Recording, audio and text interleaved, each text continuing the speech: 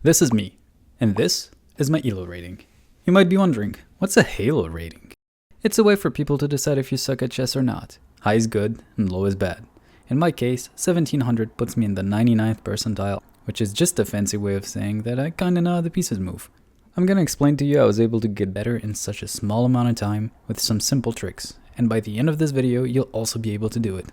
I created my account exactly a year ago, and boy did I suck when I started. Here's a game to show you how bad I was.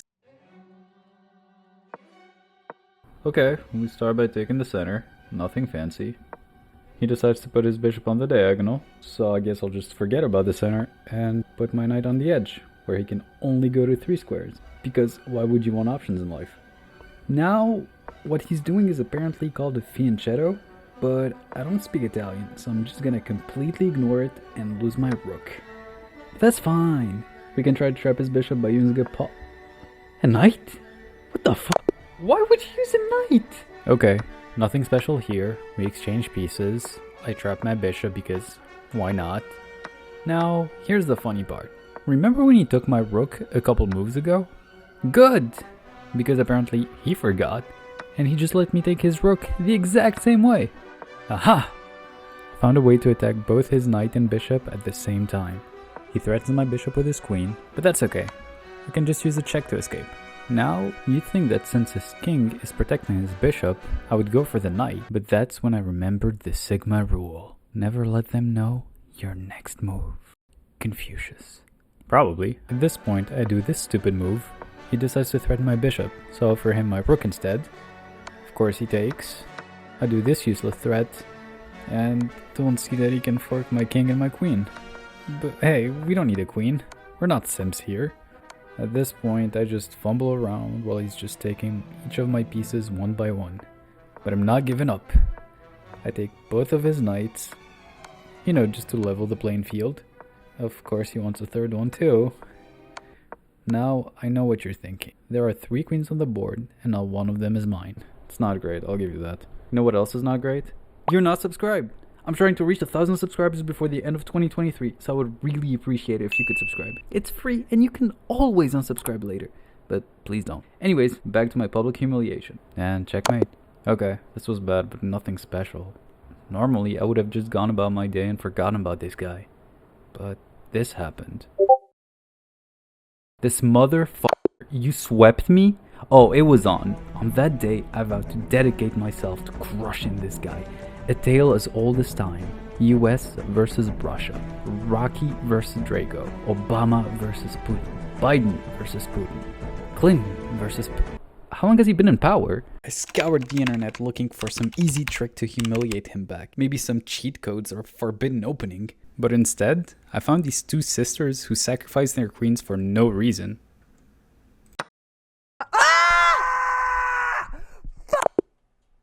I already knew how to do that, but it wasn't all waste. The Botes sisters had opened the door to a part of YouTube I didn't even know existed.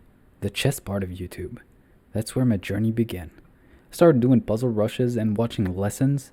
I even tried playing blindfolded to be one with the board, but I just dropped 300 points because I couldn't see the screen. I don't hear anything anymore. Did I win? But it didn't matter, because I was motivated, and maybe one day I could reach the rank of Grandmaster. These people who sacrificed their lives to the chess gods. Maybe one day I could also be called decent. Here are 3 simple steps that I use to improve. First lesson, don't be an idiot. It's a simple spell, but quite unbreakable. What I mean by that is, don't play too fast. Make sure that no opponent pieces are aimed at the square that you're going to put your pieces on, and most importantly, when your opponent makes a move, take a second to try to understand why he or she did that move. You have to be like this. Those chickens are up to summit. Don't get tunnel vision because of your strategy. I know it's easier said than done, but that's something that comes with practice. Second lesson, danger levels. I'll let Gotham Chess explain this one. Sorry, wrong clip. Basically, danger levels are when you are put in danger, and you can ignore the threat by creating one equal or exceeding in value to your opponent. So yeah, when they threaten one of your pieces, you threaten one of theirs. That's more important. Now, danger level sounds kind of boring, so I renamed it the Chicago way. Because He pulls a knife, you pull a gun.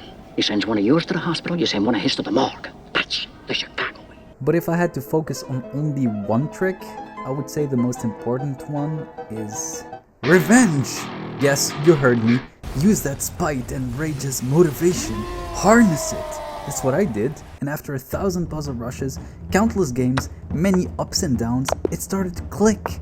I was on fire. I was finding brilliant moves and leaving my opponents no chances. And finally, I played that one game and got me to 1700.